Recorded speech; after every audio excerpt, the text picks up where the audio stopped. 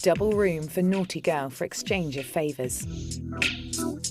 Female tenant needed. Cheap rent. Contact me to discuss.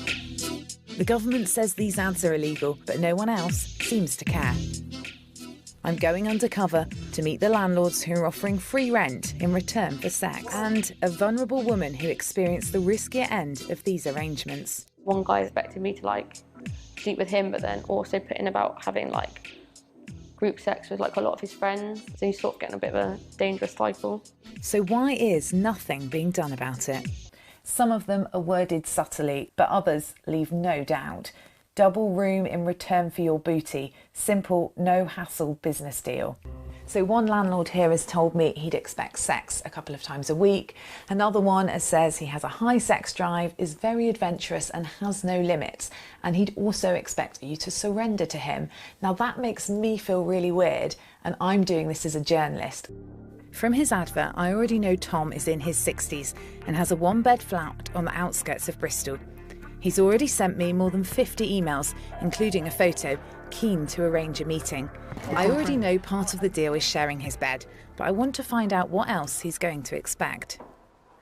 When you say, have a play, have a bit of fun, what is it you mean sort of specifically? I'm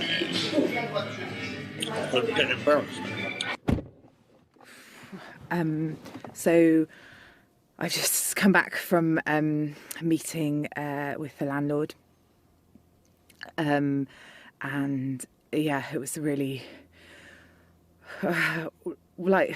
and even talking about the idea of doing it made me feel so uncomfortable. The solicitor with expertise in this area doesn't think it's an open and shut case. I'm not sure it is inciting prostitution. I think it's a grey area. They come forward and say, well, actually, I had to have sex with him. I didn't really have an option because he threatened me with eviction if I didn't sleep with him. What would your advice be? Or if you have to sort of grovel a bit and apologise to family or friends, just do it. It's not worth all that stress.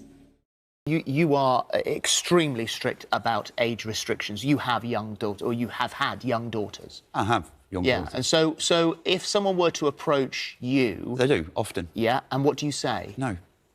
And you refer them on to social services? I try to put them to the social services. There's a lot of 15, 16-year-olds, 17-year-olds contact me on a regular basis. Yeah. I'm seeking an arrangement. I'm very forward, I'm very honest. I don't tell lies. I've been married, I have a family, but I find that modern-day relationships do not work.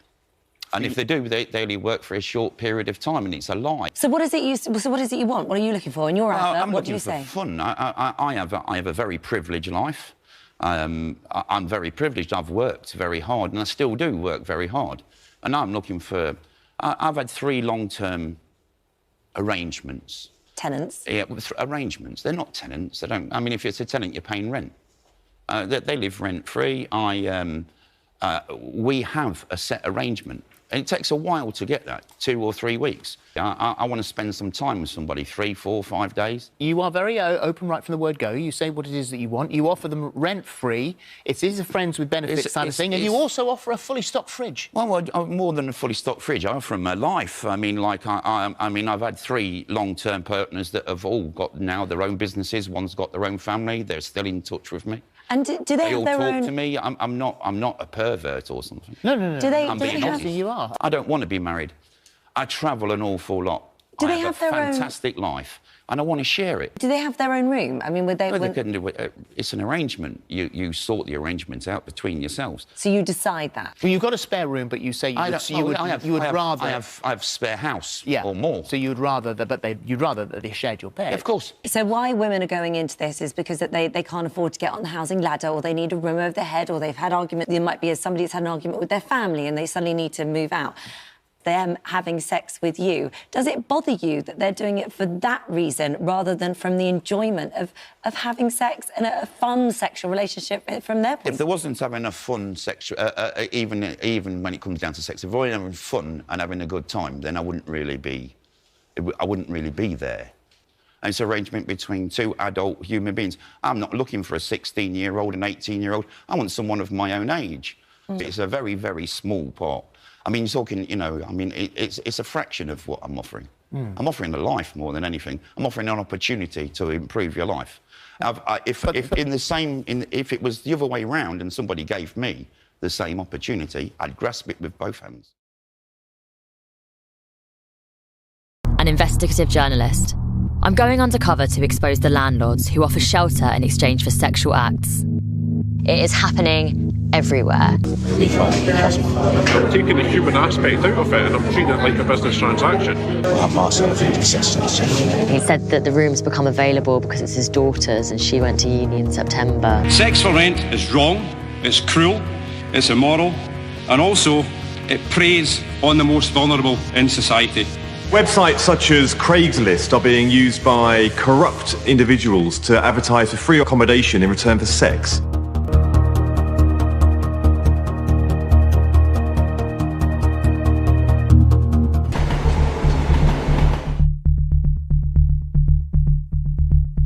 There has to be clearer criminalisation around the sex for rent issue. At the moment, yes, there are laws, but they're really confusing and the victims don't understand them and the landlords don't even know that they exist. So until it's made clear that this is illegal, this is why, and this is how much time you could do for it, nothing else is going to be done.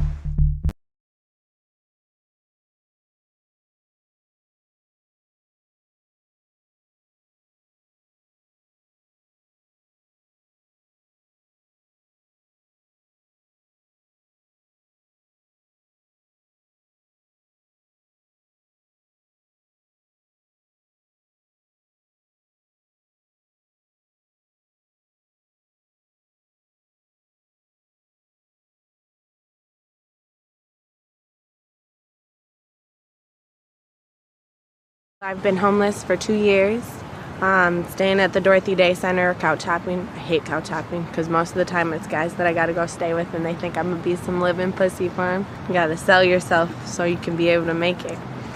Don't even know who my baby dad is. Yesterday, I thought I was having a miscarriage.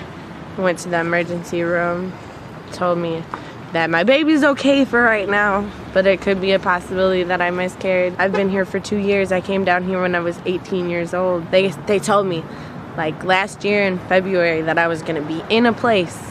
And I filled out the application. I went and saw the place. I went and paid the application fee and I was denied. Like they told me I was getting a house and then nope, I don't get no house. You stress and you have problems and like as much as you want to be able to talk to people, you don't know who's your friends and who's just going to use stuff against you. Like I said, it's like a couch hop. They'd say, oh, you can come stay with me. Just help out with some bills. And then it's like, bitch, take off your clothes or if you don't, you have to leave. And then December, it's not so much fun to have to leave in the middle of the night when it's cold out. Surviving sex. Uh-huh. I've been on the streets in New York for a couple months. Got in an argument with my adopted parents. So now how are you surviving out here? Barely, but you know, the sign. A little bit of kindness? Yeah. Where'd you sleep last night? In front of a church. Oh my gosh. What was your first day homeless like? When you first ran away and you realized you had no place to go? Scary. I think the hardest thing about being on the streets is probably being a female. My mom was a victim of domestic violence. You shouldn't have to decide between a pad and having lunch. Tampons and pads are so expensive here. Napkin from a restaurant. I do toilet paper and plastic bags, socks. I used to be in a shelter, but I haven't been in one in a while because I don't drink and I don't do drugs anymore. And that's where most of the kind of crowd is, in a shelter. I feel safer out on the streets than I would in the shelter. One brought me a microwave burger and then said, do you want to come back to mine? I was like, no. Welcome to my humble abode. It's a bit dark and a little bit smelly. We had the beautiful tenant. How long have you been here? About 3.5 months. Yeah. Well, we were in with a shelter bit, weren't we, in a tent. That was awful. That was really scary. In a tent when it can be quite scary. Well, probably not for you because you're a male, but for a girl, yeah.